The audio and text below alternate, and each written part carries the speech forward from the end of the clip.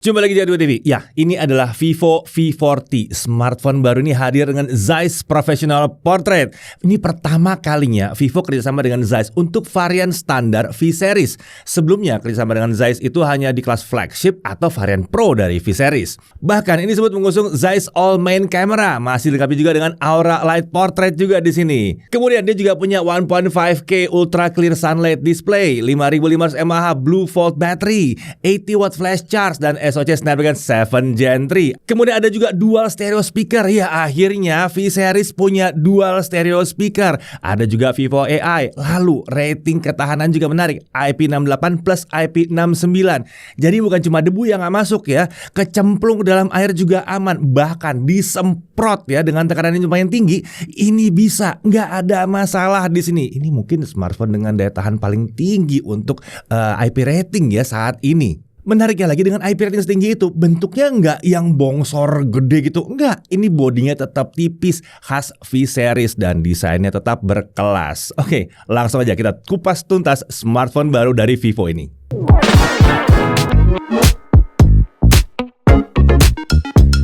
Oke, Vivo itu sudah 10 tahun resmi masuk ke pasar Indonesia. Udah cukup lama ya. Nah, untuk menandai 10 tahun mereka di Indonesia, mereka menghadirkan Vivo V40 ini yang mereka sebut sebagai Vivo V-Series terbaik yang mereka bawa secara resmi ke Indonesia hingga saat ini. Ada co-engineered with Zeiss yang menandakan adanya hal yang spesial di kameranya. Ini bukan pertama kalinya ya Vivo kerjasama dengan Zeiss sebetulnya. Sudah ada beberapa smartphone mereka yang hadir resmi ke Indonesia yang kameranya co-engineered with Zeiss. Tapi belum ada yang harganya di kelas Vivo V40 ini. Nah, buat kalian yang belum tahu Zeiss itu siapa sih? Ini perusahaan yang terkenal banget untuk urusan kamera dari Jerman. Produk optikalnya mereka, lensa-lensanya mereka tuh wah luar biasa ya. Mereka besar sekali di dunia fotografi sejak tahun 1800-an. Udah lama banget. Ya, lensa-lensa mereka itu terkenal luar biasa tajam dan detail ya, dan anti flare biasanya. Ya, lensa-lensa seperti planar, distagon, biotar, wah itu legendary semua. Nah, expertise Zeiss itu yang diselipkan ke dalam smartphone ini. Oke, kali ini kita akan bahas smartphone ini termasuk kameranya yang co-engineered with Zeiss tadi. Tapi kita mulai dari isi paket penjualannya. Tentunya di sini ada unit smartphone dengan screen protector yang sudah terpasang. Lalu ada 80 watt flash charge. Jadi ada chargernya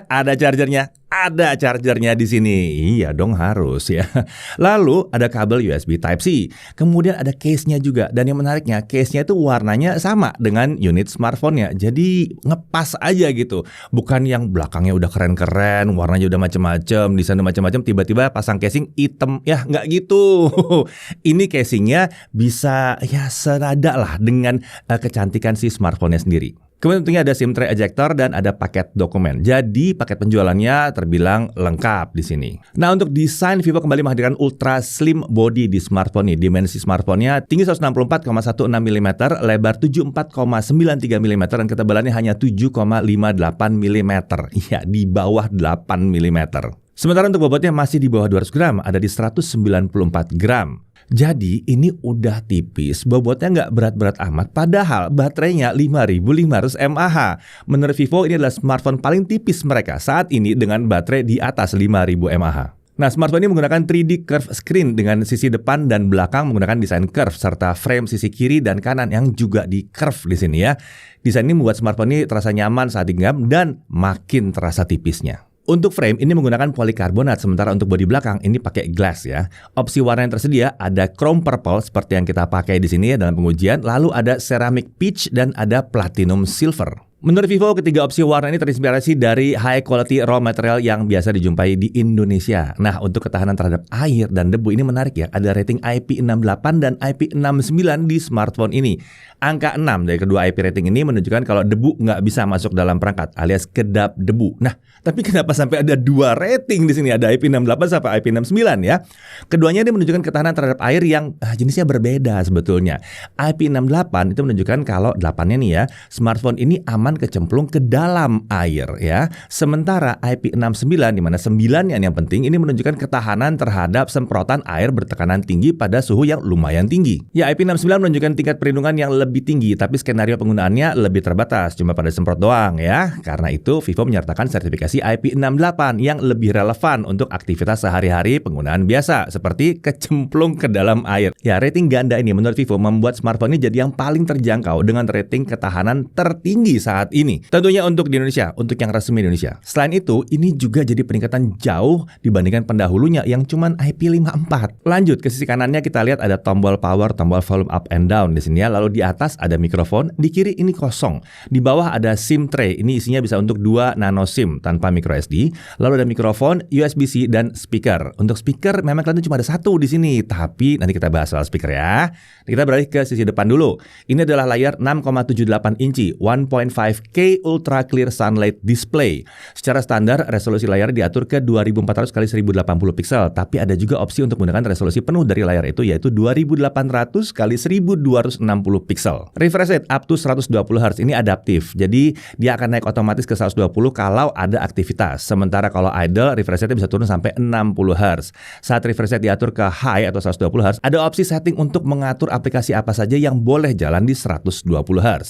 Nah, untuk brightness di kondisi standar, brightness maksimum itu ada di kisaran 500 nits. Ini sudah mencukupi. Sementara kalau kita simulasikan untuk outdoor, saat kami coba, dia bisa mendekati 1200 nits. Vivo mengklaim kalau layar smartphone ini bisa menawarkan brightness sampai 4500 nits untuk local peak brightness. Saat kami coba, kami hanya mendapatkan sekitar 1400 nits. Kemungkinan besar, area pengukuran yang digunakan untuk mendapatkan 4500 nits itu lebih kecil dari yang mampu kami lakukan untuk pengujian layar saat ini. Jadi wajar-wajar aja kalau ada klaim 4500. Lagi pula 1200 sampai 1400 udah tinggi banget sebetulnya untuk di luar di bawah sinar matahari. Nah, untuk layar gamut, hasil pengujian kami bisa lihat di tabel ini ya. Mode profesional terlihat diatur agar menawarkan gamut coverage dan volume mendekati 100% sRGB. Sementara untuk mode standar diatur untuk mendekati 100% DCI-P3.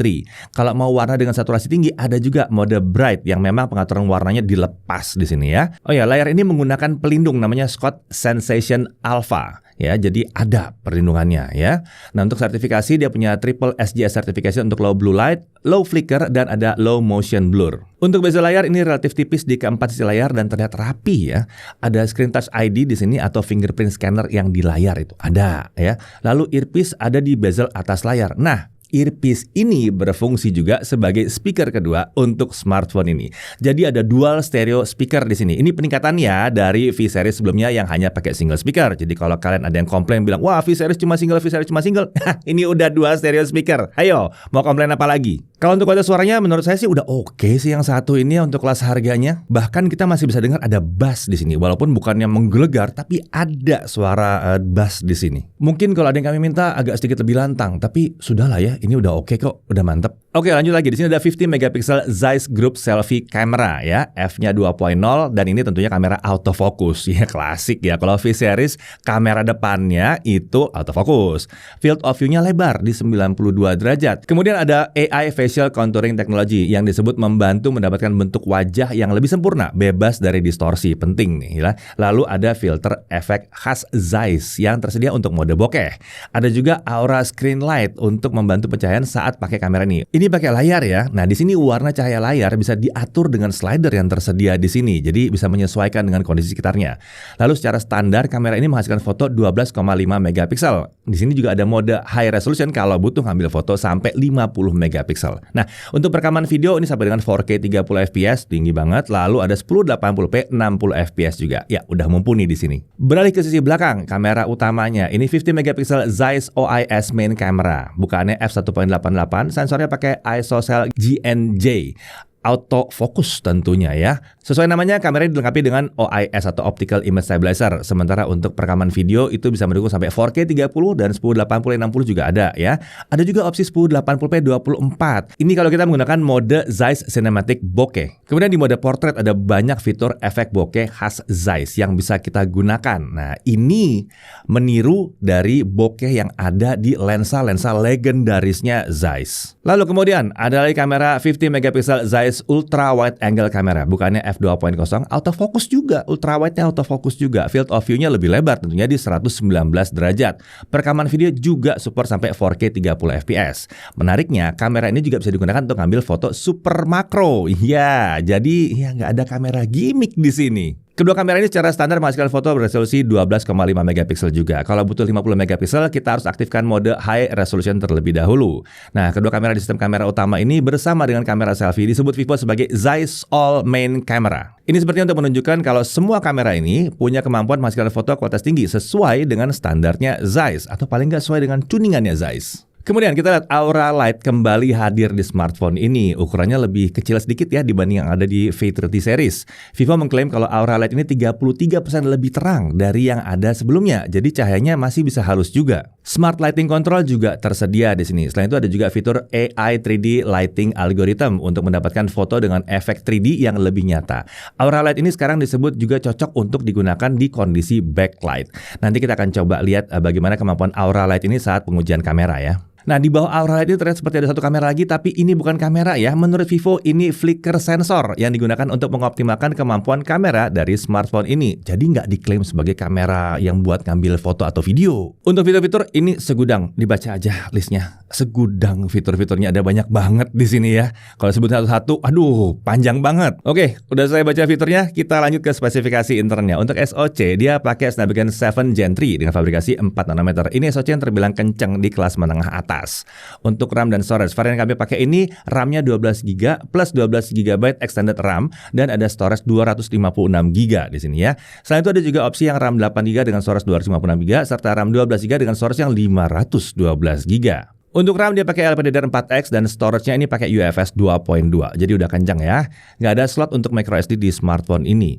Tapi ya 256 udah lumayan oke sih, apalagi kalau ngambil yang 512. Untuk sistem pendingin dia pakai Ultra Large VC Smart Cooling System dengan luasan sekitar 4023 mm persegi dan total luas area sistem pendinginnya ini menjadi 37.715 mm persegi. Nanti kita lihat efeknya di gaming ya. Lanjut untuk baterai, dia pakai 5500 mAh Blue Volt battery. Ini memungkinkan Vivo menghadirkan baterai yang besar di smartphone dengan bodi yang tipis ini. Untuk charger dia pakai 80 watt flash charge yang menjanjikan charging penuh hanya dalam 49 menit saja. Wah, baterai besar loh itu tadi ya. Nah, untuk sensor ada accelerometer, gyro, proximity sensor, ambient light sensor, e-compass dan lain-lain. Lengkap yang satu ini. Untuk konektivitas tentunya ini 5G ya, 2G, 3G, 4G, 5G bisa semua ya. Ya, kelas ini emang udah harus 5G lah. Sayangnya di sini belum ada dukungan untuk eSIM ya. Tapi kalau Wi-Fi dia udah Wi-Fi 6. Bluetooth-nya pakai Bluetooth 5 dan sudah support kodek SBC, AAC, aptX, aptX HD, aptX adaptif dan LDAC. Untuk NFC dia pakai NFC multifunction. Ini khas Vivo, bisa digunakan untuk emulasi akses card ya. Kalau untuk USB tentunya ini udah bisa OTG ya, tapi output display lewat USB-C sayangnya emang belum didukung. Untuk sistem keamanan dia pakai fingerprint atau screen touch ID, lalu bisa juga pakai face unlock. Untuk OS dia pakai FunTouch OS 14 dengan basis Android 14. Nah, Vivo menjanjikan update Android sampai 3 kali dan security update-nya itu sampai 4 tahun. Jadi lumayan panjang update-nya. Ini lebih panjang dibandingkan generasi sebelumnya. Menariknya lagi di sini ada 50 months smooth experience guarantee. Jadi pemakaian smartphone ini dijamin akan terasa mulus dan lancar sampai setidaknya 50 bulan atau lebih dari 4 tahun. Untuk always on display tentunya tersedia di sini dan bisa diatur agar tampil terus sepanjang hari. Jadi benar-benar always on ya. Untuk layanan ekstra seperti global search dan lock screen poster itu juga ditawarkan di setiap awal smartphone. Nah, kalau sangat dibutuhkan, kita tentu saja bisa menonaktifkan layanan-layanan ini. Nah, untuk aplikasi ada beberapa aplikasi yang secara standar otomatis diinstal setelah setup awal. Untungnya ini bukan aplikasi yang aneh-aneh lah ya, dan bisa dihapus juga dengan mudah kalau tidak dibutuhkan. Tapi karena instalasi aplikasi-aplikasi tadi tidak bisa dihentikan untuk setup awal, kami menyarankan untuk pakai internet tanpa kuota ya, jadi mungkin pakai wifi gitu ya. Selain itu, untuk rekomendasi dari V App Store, coba dicek dulu apakah aplikasinya benar-benar dibutuhkan atau tidak. Kalau asal oke dan next aja, bisa jadi ada lebih banyak lagi aplikasi yang terinstall secara otomatis. Di sini, Vivo juga hadirkan fitur Vivo AI ya. Salah satunya adalah AI Object Eraser. Ini bisa kita gunakan untuk menghapus objek yang tidak diinginkan dalam foto yang kita ambil. Ini berguna nih kalau lagi jalan-jalan misalnya ya, terlalu banyak yang mengganggu di belakang ya, bisa dihapus-hapus. Oke, sekarang kita masuk ke benchmarknya. Dengan Antutu 10, kita dapat skor 804 ribuan tanpa kipas dan 816 ribuan dengan kipas. Wow, lumayan kencang ya. Geekbench 6, single core di 1162 dan multicore di 3228. Untuk Trademark Slingshot Extreme Unlimited OpenGL, grafik skornya ada di 9979. Trademark Wildlife Stress Test tanpa kipas, base skornya di 5442 dengan lowest score di 5423. Stability-nya ada di 99,6%. Sangat stabil, kayaknya visinya emang berfungsi banget di sini. Lanjut untuk GFX Bench Manhattan 3.1 1080p off-screen dan dapat 86 fps, Carchase 1080p off-screen dapat 49 fps. Jadi teoritis kencang banget. Kita sekarang lihat kalau buat gaming gimana. Untuk pengujian gaming kami mengaktifkan dulu mode boost di overlay yang bisa diakses dari dalam game. Sementara untuk resolusi layar kita biarkan di setting standar, ya berarti ada di Full HD Plus ya, bukan pakai yang 1,5K. Kita langsung coba dengan Subway Surfer dulu. Game ini sebenarnya bisa jalan di 120 Hz, tapi kita harus setting refresh rate secara manual ke high. Jadi kita bisa menikmati game ini mulus lancar di 120 fps. Kalau kita pakai Smart Switch dia akan turun ke 60 Hz. Jadi frame rate akan mentok di 60 fps aja. Nah, lebih nyaman main di 120 fps sih. Ya, seenggaknya ada caranya kan ya. Lanjut untuk Mobile Legends. Sayangnya walaupun udah kami coba appeal, kami hanya bisa mendapatkan setting frame rate terbuka sampai super aja. Jadi frame rate-nya maksimum di 90 fps. Udah lumayan tinggi. Saat kami coba di setting Ultra HD dan Shadow On, kami dapatkan frame rate yang cukup dekat dengan 90 fps. Kalau ada battle yang rame, frame rate ada di kisaran 80 sampai 90 fps. Masih cukup tinggi di sini. Frame drop tuh hanya sekali aja dan itu pun nggak mengganggu kok sebetulnya. Kita mainkan sampai 3 game berturut-turut nggak ada masalah. Frame rate-nya masih mirip-mirip terus. Lanjut PUBG Mobile. Walaupun udah kita atur game ini untuk jalan di 120 Hz ya, saat kami buka gamenya, refresh rate-nya tetap nyangkut di 60 Hz. Jadi frame rate maksimumnya tetap 60 fps aja. Nah, saat kami coba mainkan setting HDR Extreme, ya bukan Smooth Extreme, HDR Extreme ya. Dan kita masih bisa dapatkan frame rate cukup dekat dengan 60 fps. Seenggaknya, kalau kita nggak bisa dapat frame rate tinggi, kita dapat tampilan yang bagus dong di game yang satu ini. Nah, untuk gyro aiming ini mulus dan lancar karena ini pakai hardware based gyro tentunya. Lanjut ke Genshin Impact ya. Nah, settingannya di highest 60 fps ya, karena Snapdragon 7 series bisa dong. Nah, setting highest di sini secara standar hanya mengatur visual effect ke low aja. Jadi kami coba dulu dengan setting yang satu ini ya. Standar pengujian tetap sama ya, pulang pergi dari Mondstadt ke Liyue selama setengah jam. Hasilnya kita dapat frame rate di kisaran 35 sampai 50 fps. Frame rate bisa lebih banyak di kisaran 38 fps ke atas saat tidak ada battle. Nah, saat battle frame rate-nya akan di kisaran 35 sampai 42 fps. Sementara untuk battle yang berat, frame rate bisa turun sampai sedikit di bawah 30 fps tapi langsung balik lagi ke atas 30 fps. Jadi cuma drop sebentar doang. Rata-rata selama setengah jam kami dapatkan rata-rata di kisaran 42,7 fps. Nah, sekarang kita coba setting mentok kanan yang pol banget ya, alias highest dengan visual effect kami ubah manual ke high. Hasilnya di skenario yang sama kami dapatkan sekitar 33 sampai 47 fps dengan rata-rata selama 30 menit di 39 fps. Saat ada battle, frame rate lebih banyak dekat dengan 30 fps dengan kisaran 30 sampai 36 fps. Sedikit lebih rendah dibandingkan setting standar. Pertanyaannya, HP setipis ini performa yang cukup kencang, suhunya berapa? Setelah setengah jam di sisi depan, titik terpanas itu ada di kisaran 41 sampai 42 derajat Celcius di area atas smartphone. Lalu untuk area tengahnya itu suhunya di kisaran 39 derajat Celcius. Ini masih anget-anget aja gitu ya, masih belum yang bisa dibilang panas. Di area belakang suhu tertinggi sekitar 41 derajat Celcius di dekat kamera. Area tengah dan bawah itu suhunya di 39 derajat Celcius ke bawah. Jadi lagi-lagi ini anget-anget aja ya. Dan ini berlaku untuk setting visual effect mau low maupun high. Oke, itu udah bagus. Tapi bagaimana kalau kita pakai kipas? Kita coba dengan setting visual effect di high aja langsung ya. Hasilnya, pakai kipas atau tanpa pakai kipas, frame rate selama setengah jam itu masih di kisaran yang sama ya. Nah, ada di kisaran 35 sampai 48 fps dengan frame rate saat battle sedikit turun ke 30 sampai 38 fps. Rata-rata juga masih mirip di 39,5 fps. Nah, untuk ranking dengan atau tanpa kipas, kita bisa kasih ranking A. Oke, sekarang kita masuk ke pengujian kamera, tapi seperti biasa bareng sama Chris ya. Oke, di tangan saya kali ini sudah ada Vivo V40. Jadi langsung aja kita lihat kemampuan kamera seperti apa. Nah, untuk pengujian kali ini saya akan dibantu sama Isan. Jadi beberapa sampel kameranya akan dia ngambil juga, tapi pembahasannya kali ini masih bareng sama saya. Oke, langsung aja kita mulai. Nah, yang pertama saya pengen cari tahu itu adalah kemampuan mikrofonnya. Suara yang teman-teman dengar sekarang ini adalah suara langsung dari mikrofonnya Vivo V40. Saya nggak pakai mikrofon eksternal di sini. Jadi untuk kebutuhan video sehari-hari atau untuk vlogging, hasil suaranya akan jadi seperti ini. Untuk kualitas suaranya, bagi saya sih sudah cukup bagus ya. Suara vokal terdengar jelas, jadi saya nggak ada protes soal kualitas mikrofonnya. Menariknya, di sini juga tersedia indikator mikrofon. Jadi, saat kita menggunakan mikrofon eksternal, akan ada tandanya di menu yang ini. Ini fitur sederhana yang belum semua smartphone punya ya. Dengan ini kita akan lebih yakin sumber audionya nanti saat merekam video itu dari mana. Oke, sekarang kita bahas kemampuan videonya. Seperti biasa, khas Vivo V series, kamera depannya ini autofocus ya. Jadi akan cocok sekali untuk kalian yang mencari kamera smartphone untuk kebutuhan presentasi, seperti review produk ataupun live streaming. Masih jarang ada kemampuan seperti ini di smartphone mid-range. Bahkan di flagship Vivo sekalipun nggak dikasih fitur autofocus seperti ini. Oke, dari segi kualitas gambarnya sendiri udah mantep ya, detailnya tinggi, ketajamannya pas. Dynamic range tergolong standar, wajah cukup jelas dengan area background yang masih agak overexposed sedikit. Dari segi stabilizer videonya juga udah bagus, di bawah jalan seperti ini videonya stabil. Tapi namanya smartphone mid-range, wajar ya kalau ada beberapa keterbatasan teknis. Atau kalau saya suka menyebutnya sebagai SKB, syarat dan ketentuan berlaku. Contohnya, ketika kita menaikkan resolusi video ke 1080p 60fps atau 4K 30fps, stabilizernya belum bisa bekerja di kamera depannya ini. Ini seperti disengaja oleh Vivo karena ini bukan keterbatasan hardware. Buktinya, kalau kamera utamanya tuh bisa stabil di semua resolusi. Nanti kita cek ya hasilnya. Sedikit berharap SKB seperti ini harusnya nggak ada lagi ya di smartphone kelas harga segini.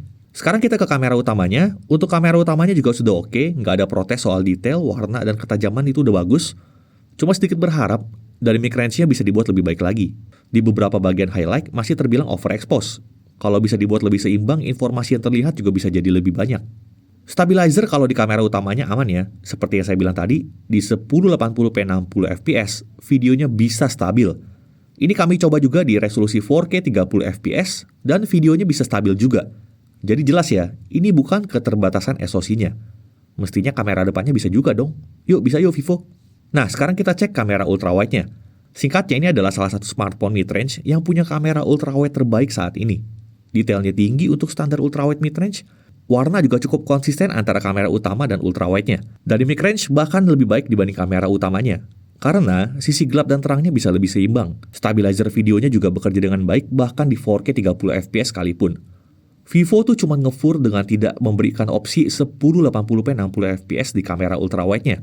Tapi nggak bisa protes juga sih, karena smartphone mana lagi yang ultrawide-nya bisa 60fps selain flagship. Oh ya, ultrawide-nya ini juga autofocus ya. Jadi untuk konten makro jarak dekat seperti ini, bisa banget. Masih jarang loh ada ultrawide yang bisa begini di kelas mid-range. Di sini saya juga sekalian ngecek bagaimana kemampuan pindah-pindah antar kameranya. Menurut saya, pengalamannya belum terhitung mulus sih, masih agak patah-patah. Untuk pindah saat merekam video juga efektifnya di 1080p 30fps saja. Di atas itu belum bisa. Lalu metode zoomingnya juga masih menggunakan slider seperti ini. Hal menariknya sih kita juga bisa pindah langsung ke kamera selfie-nya juga ya.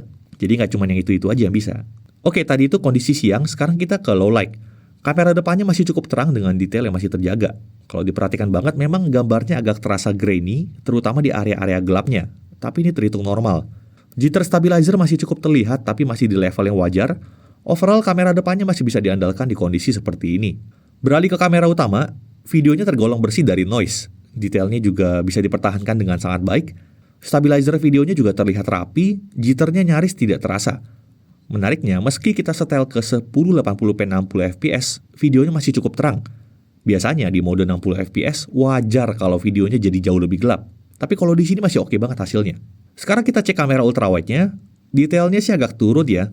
Wajar, karena meskipun sama-sama 50 megapiksel, tapi sensor yang dipakai kan beda ya dengan kamera utamanya. Jadi nggak satu level tuh. Videonya sendiri masih cukup terang dengan noise yang minim, detail juga masih terbilang mencukupi, jitter stabilizer masih cukup terasa di sini. Tapi overall sih kamera ultrawide-nya ini bisa saya bilang masih cukup bisa diandalkan. Oke, sekarang kita bahas fotografinya. Di mode auto, siang hari, ya nggak ada komplain lah. Hasilnya luar biasa, tinggal jepret aja beres. Kita diberikan 3 opsi profil warna di sini, ada Vivid, Textured, dan Zeiss Natural. Bisa disesuaikan dengan preferensi masing-masing, tapi kalau saya pribadi, biar nggak ribet, saya langsung pakai Zeiss Naturalnya aja. Salah satu keunggulan di Vivo V40 yang jarang dimiliki di smartphone lain adalah di mode portraitnya. Style bokeh khas Zeiss yang tadinya ada di Vivo X series, akhirnya diturunkan ke V series. Dengan fitur ini, kita bisa mendapatkan model bokeh yang bermacam-macam. Ada biotar, sonar, dan sebagainya. Ada satu model bokeh yang baru, namanya itu B-Speed. Ada juga fitur multifocal portrait, ada opsi dari 24-50mm. Kita tinggal pilih presetnya, lalu setelah jepret, warna fotonya juga akan diolah seperti pada previewnya tadi. Dari gambar-gambar di menunya ini juga bisa jadi panduan ya, situasi seperti apa yang pas untuk pakai fitur ini. Dan yang saya apresiasi adalah meski 50mm atau zoom 2 kalinya itu digital zoom, tapi fotonya masih tergolong bagus. Kamera ultrawide dan kamera depannya juga mantep. Yang saya suka di sini kita nggak perlu pusing mau pakai kamera apa. Tinggal pilih mau 0,6, mau 1 kali, mau 2 kali, mau kamera depan. Jepret aja, beres. Ini baru user experience yang mantep. Sebelum masuk fitur ekstra, kita juga mau kasih lihat sampel kameranya Vivo V40 saat dipakai jalan-jalan ke luar negeri. Kebetulan, Mas Dedi bawa Vivo V40-nya untuk jalan-jalan di Jerman. Oke, saya nambahin sampel aja deh, sampel vlogging. Kebetulan saya lagi di Berlin, lagi di Jerman, lagi nyobain V40 yang kolaborasi dengan Zeiss ini langsung di negara asalnya. Agak berlebihan, tapi kebetulan emang lagi begitu. Jadi selepas dari saya syuting di Indonesia, berangkat ke Jerman dan merekam yang satu nih. Nah, ini sekarang lagi jalan pakai 1080p, 30 fps, mic bawaannya aja. Kemudian apalagi settingnya ya? Ya udah begini aja. Ini pakai kamera selfie-nya ya, pakai kamera selfie-nya di 0,8 settingannya. Hasilnya kurang lebih seperti ini. Bagaimana kestabilan kalau dipakai buat vlogging ya jadinya seperti ini. Jadi misalnya kalian mau vlogging gitu ya. Hai, saya lagi di sini begini begitu ya bisa. Jadinya begini kurang lebih. Saya lupa lagi mati notifikasi jadi dia bunyi tintung-tintung tapi nggak apa-apa ya. Natural aja kita. Coba kita pindah ke kamera belakangnya sekarang. Oke, sekarang ini adalah kamera belakangnya ultra wide ya 0,6 1080p 30 fps, pegang pakai tangan, audio langsung aja dari mikrofon bawaannya. Saya muter dulu sedikit, liatin semuanya begitu. Set, coba saya jalan sekarang. Jadi hasilnya kayak begini ya. Kalau saya langsung jalan aja, ini nggak pakai stabilizer, nggak pakai macam-macam, langsung aja dipakai jalan. Ya, ini untuk 0,6-nya. Hasilnya kurang lebih seperti ini. Dites di Berlin, cocok dong buat V40 yang sekarang sudah kolaborasi sama Zeiss. Oke, mari kita coba kamera satu kalinya. Iya, ini kamera satu kalinya. Saya jalan di arah yang berlawanan sekarang. Pegang pakai tangan juga. Kemudian audio tetap masih dari mikrofon bawaannya aja. Nah, kurang lebih seperti ini nih kalau dipakai buat video sambil jalan-jalan. Ya, tengok kanan, lurus lagi ke depan. Bagaimana hasilnya? Coba kalian tulis di kolom komentar.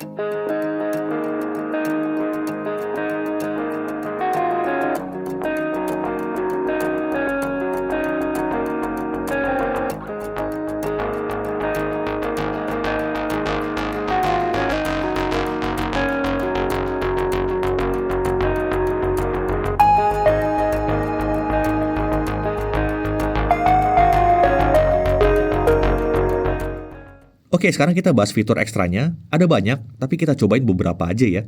Untuk kalian yang ingin videonya bokeh-bokeh atau blur backgroundnya bisa nih di sini. Ada dua opsi yaitu Zeiss Cinematic Video Bokeh dan juga Natural. Dan untuk bokehnya sendiri terbilang sudah cukup rapi. Lalu ada slow motion di sini yang bisa kita pakai dengan resolusi 1080p 120 fps seperti yang kalian lihat sekarang ini. Gambar yang dihasilkan udah cukup bagus. Kalau mau lebih lambat lagi, bisa setel ke 720p 240 fps. Sedikit catatan aja, kalau di mode slow-mo, kualitas videonya akan lebih rendah ketimbang video normalnya. Dan ini adalah hal yang wajar. Tidak direkomendasikan juga pakai slow-mo di low light, karena mode ini butuh cahaya yang berlimpah. Lalu ada fitur Pro Mode di sini untuk yang butuh fitur manual fotografi. ISO bisa kita atur dari 50 sampai 3200 dan shutter speed dari 1/12.000 detik sampai 32 detik. Sayangnya fitur Pro untuk video belum tersedia ya, baru untuk fotografi aja. Lalu ada fitur Dual View di mana kita bisa merekam video dari dua kamera sekaligus. Kamera utama dan kamera depannya. Keduanya bisa langsung merekam dengan resolusi up to 1080p 27 fps. Bisa pakai layout kiri kanan seperti ini, atau salah satu kamera jadi floating window kecil seperti ini bisa juga. Catatannya, opsi layout dan posisi kameranya hanya bisa diatur sebelum merekam ya. Kalau pas lagi merekam kita nggak bisa ngatur. Oke, jadi setelah melihat detail tes kameranya ini, apa aja sih yang menurut saya masih kurang atau apa saja masih perlu diperbaiki? Pertama, stabilizer videonya. Tolong dong Vivo, kamera depan 1080p 60 fps dan 4K 30 fps-nya dibuat stabil juga. Karena sudah ada loh smartphone di kelas harga segini yang stabilizernya lengkap. Kemudian fitur Pro terbatas untuk fotografi aja. Padahal kalau untuk konten kreator, setting manual untuk video juga sangat dibutuhkan. Lalu untuk kemampuan pindah-pindah kameranya belum terasa mulus dan saat merekam video efektifnya hanya di 1080p 30fps saja. Di atas itu belum bisa. Untuk saat ini baru itu aja sih yang bisa saya protes. Overall kameranya termasuk yang luar biasa di kelasnya. Semua kamera autofocus itu merupakan hal yang langka di smartphone mid-range. Lalu kualitas kamera depannya salah satu yang terbaik. Ini harusnya cukup jadi alasan untuk orang meminang smartphone Vivo V series. Lalu fitur bokeh ala Zeiss-nya juga jadi keunikan tersendiri. Agak kaget sih, tadinya cuma ada di flagship Vivo, sekarang diturunkan ke V series. Lalu bisa merekam video 4K 30fps di semua kamera, itu juga suatu kelebihan. Lalu kalau pakai Vivo V40 ini pengalaman fotonya tuh nggak pakai ribet. Mau pakai kamera utama, kamera ultrawide, kamera depan, tinggal foto aja bagus hasilnya. Biasanya di smartphone lain salah satu kameranya ada aja yang terlalu jomplang kualitas fotonya. Intinya Vivo V40 ini pengalaman fotonya memuaskan. Kalian yang mau beli tinggal pelajari aja keterbatasan yang ada. Dan tentukan sendiri apakah itu penting atau tidak untuk kalian. Sekian pengujian kameranya Vivo V40. Kita lanjut lagi ke pembahasan berikutnya. Oke, lanjut kita masuk ke pengujian daya tahan baterainya. Pertama kita coba pakai YouTube offline video playback 1080p. Jadi kita download dulu videonya di YouTube ya. Terus kita jalankan secara offline. Nah, untuk pengujian yang satu ini kita bisa dapat segini nih ya. Daya tahannya ini mantep nih. Bisa lama banget nih. Wah, biasanya sih nggak nyampe segini lamanya ya. Kemudian untuk streaming YouTube 1080p 30fps non-HDR selama setengah jam, baterai berkurang hanya 3%. Mainan TikTok, nah ini ajaib sih sebetulnya. Kalau kita main TikTok, baterai itu cuma turun 1% selama setengah jam. Biasanya ya kalau yang 5000 yang normal itu turunnya bisa 3-4%. Lalu untuk Genshin Impact HS60 dengan fan grip, jadi harusnya ini yang boros banget ya. Baterai berkurang hanya 11% saja selama setengah jam. Standar kami ada di kisaran 14% biasanya. Jadi untuk daya tahan baterai ini termasuk lumayan oke nih ya. Lanjut untuk charging. Dari 0 sampai 50% ini butuh waktu hanya 24 menit. Sementara untuk sampai full dia hanya butuh waktu 50 menit. Ya, klaimnya 49 menit kita dapat 50 menit udah oke banget lah, udah oke banget. Tapi sebetulnya kami penasaran kalau kita dinginkan bagaimana kita pasangin fan grip. Dan hasilnya dari 0 sampai 50% itu butuh waktu 17 menit. Sementara dari 0 sampai penuh ternyata hanya butuh waktu 40 menit. Lah loh, ternyata dia bisa lebih kenceng dari janjinya Vivo. Ini luar biasa, jarang-jarang ada sebuah produsen yang ngasih janji itu ternyata lebih lama daripada kenyataannya untuk charging. Dan lumayan jauh bedanya. Oke, lanjut lagi. Untuk Netflix tentunya udah wideband L1, udah support streaming sampai Full HD. HDR juga ada di sini dan ada dukungan untuk HDR10 di sini ya. Lalu untuk YouTube streaming ini bisa sampai 4K 60 dan udah support HDR juga. Untuk haptic feedback, ini rasanya getarannya kurang gitu kenceng di sini ya. Saat kami coba tingkatkan secara manual tetap rasanya belum yang luar biasa mantap banget. Tapi untungnya feel dari getarannya ini rapi, jadi nggak ganggu saat diaktifkan. Jadi bisa dibilang sudah peningkatan lah dari yang sebelum-sebelumnya. Lanjut untuk Wi-Fi sharing. Ini tentunya bisa ya melalui menu Wi-Fi hotspot saat terhubung ke Wi-Fi. Jadi kita bisa nge-share konektivitas Wi-Fi yang didapatkan handphone ini pakai Wi-Fi lagi ke HP lain atau ke laptop kita. Nah, untuk harga detailnya bisa langsung cek di deskripsi aja ya. Saat video ini dibuat kita belum dapat harga pasnya berapa. Jadi ya cek di deskripsi aja. Oke, sekarang kita masuk ke hal yang perlu diperhatikan. Dia nggak punya slot untuk micro SD, tapi ini wajar sih di kelas smartphone seperti ini ya. Lalu untuk setting frame rate tinggi untuk game itu belum banyak yang terbuka, tapi ya oke lah, bukan HP gaming juga ya. Kemudian mengingat kemampuannya ya, sedikit berharap bahwa dia punya dukungan untuk eSIM. Sayangnya di sini belum ada. Kemudian untuk Aura Light ini lebih kecil dari pendahulunya, jadi sebaran cahayanya terasa lebih sempit aja. Nah, dari segi yang kami suka, tentunya pertama performanya. Walaupun bukan yang paling kenceng di kelas harganya, tapi udah terbilang kenceng sebetulnya nih. Udah lumayan oke nih. Ini sudah mencukupi sekali untuk gaming maupun multitasking. Kemudian dia hanya pakai dual kamera di sistem kamera utama, tapi semuanya mumpuni, nggak ada bonus-bonusan. Dengan kamera sehebat ini sebetulnya rasanya tele nggak segitu pentingnya. Yang penting ultrawide-nya itu udah mantep banget. Lalu ada autofocus di semua kamera termasuk ultrawide tadi ya. Lalu dia punya Zeiss Professional Portrait juga yang asik banget hasilnya. Kualitas hasil foto dan video juga udah mantap. Perekaman video bisa sampai 4K 30 dan 1080p 60 fps untuk kamera utama dan kamera selfie-nya. Ultrawide-nya nyampe 4K 30 ya. Lalu tentunya masih ada Aura Light Portrait ya, tetap berguna di sini. Lalu body ini relatif ringan dan terasa tipis banget untuk baterai yang besar 5500 mAh. Desainnya juga berkelas sekali. Kemudian chargingnya ini kencang dengan 80 watt flash charge. Bahkan kita bisa menemukan bahwa chargingnya itu bisa lebih kencang dari janjinya. Kemudian speakernya udah stereo di sini ya, bukan single speaker lagi. Lalu layar, ini kualitas tampilan juga mantap. Resolusinya bisa lebih tinggi dari Full HD Plus, refresh rate juga bisa nyampe 120 Hz. Lalu ada IP rating di IP68 plus IP69. Jadi ketahanan terhadap airnya mantap banget. Nggak cuma tahan kecemplung, tapi ya kalau misalnya ini kotor mau disemprot pakai air, nggak masalah. Konektivitasnya ini juga lengkap. NFC multifunction juga ada di sini. Sensornya juga lengkap di sini ya. Lalu udah pakai Android 14 dan ada janji update 3 kali dan security update 4 tahun.